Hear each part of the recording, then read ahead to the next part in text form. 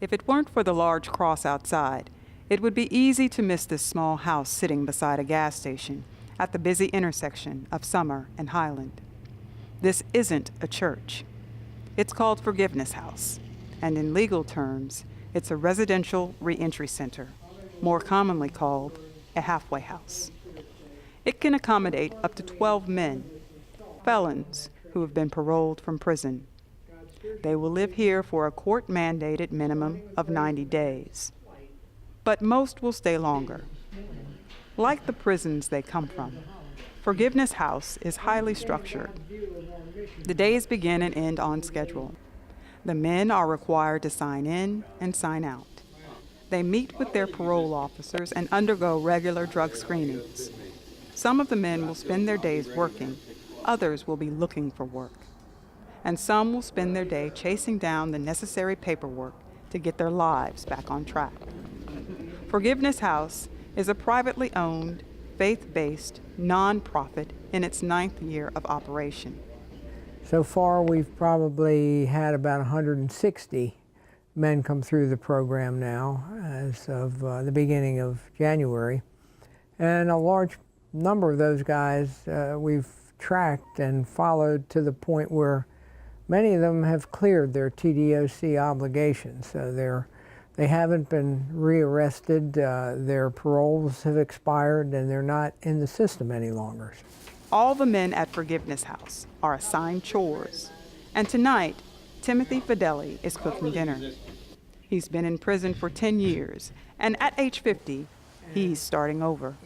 When you go to prison for a while and you get out and you don't have anything, it's like, it's kind of harder starting out than when you were 18 years old. But, like when I got here, it's, they show you love. I mean, they show you that they care.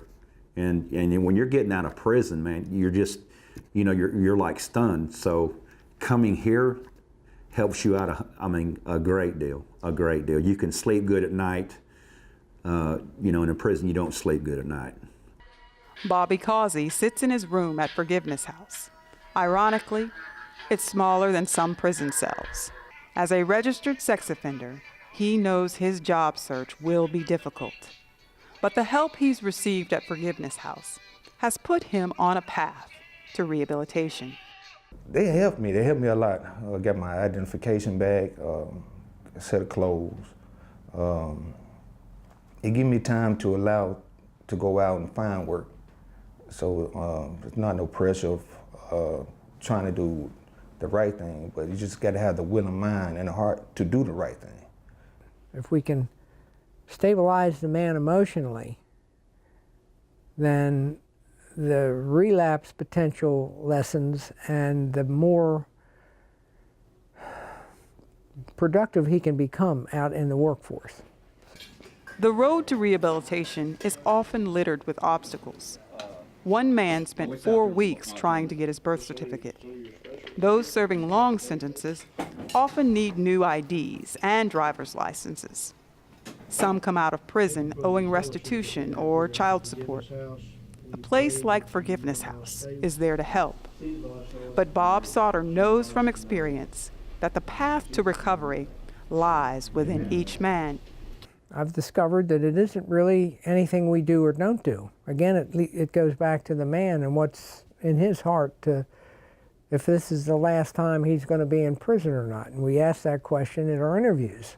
Are you done with the foolishness here? Are you ready to get out here and do what we need to do to get you back into society so that you're walking around upright and doing the right thing even when nobody's looking?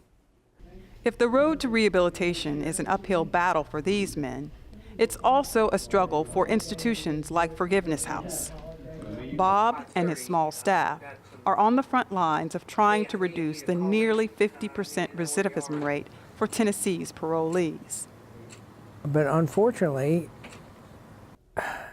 again, we are a drop in the bucket. We're a 12-room facility here, and there are probably a dozen other board-approved houses here in West Tennessee, but a total of beds of maybe 300. when we have 3,000 a year coming back to Memphis out of within a 90-mile driving range of Memphis. And many of those men come back here. And it's again, we're woefully unprepared to deal with that. James Blydenberg spent most of his adult life behind bars. Since his release, he's had to learn a new way of life on the outside, mastering cell phones and computers, the things we take for granted. He's got a good job and just bought a used truck.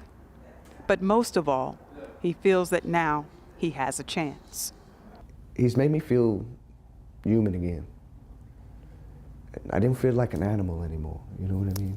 I feel more, now I can be with people again. I can be part of society, you know, and like I say, if you want a message for society, yeah, I did wrong. I ain't no doubt about that in my heart.